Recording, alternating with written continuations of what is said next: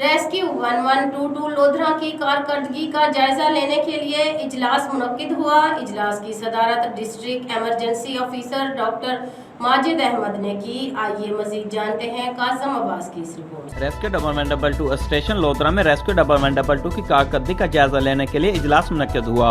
इजलास की सदारत district emergency officer doctor Syed Majid Ahmad ने की।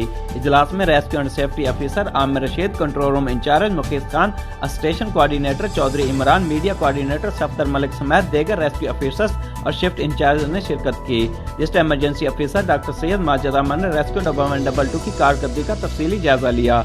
Rescue and safety officer Aamir Rashid ने तहसील के रोड पक्का के दरियाई इलाकों के बारे में तफसीली ब्रीफिंग दी, जबकि control room incharge Mukesh Khan ने तहसील लोधरा के दरियाई इलाकों के बारे में ब्रीफिंग दी। District emergency officer doctor Syed Majid Ahmad ने रेस्क्यू 1122 के जवानों को हदायत करते हुए कहा कि शहरियों को बेहतरीन सर्विस की फराहमी अवलिन तरजीह है, इसलिए रेस्क्यू एहलकार सर्विस के कवानीन को मद्देनजर रखते हुए इमरजेंसी के मुतासरीन को हौसन सलूक के साथ मदद फराहम करें। कम्युनिटी सेफ्टी विंग लोधरा समेत तहसील का रोड पक्का और दुनियापुर में कम्युनिटी इमरजेंसी रिस्पांस टीमों के क्याम के लिए हफ्तावार कम्युनिटी प्रोग्राम मुनक्किद करके ज़्यादा से ज़्यादा शहरियों को ट्रेनिंग दें, ताकि हर घर में एक फास्ट एडर की मौजूदगी को यकीनी बनाया जा सके। कैमरा टीम के साथ डॉक्टर कासिम अब्बास बलोच, राज न्यूज़ लोधरा।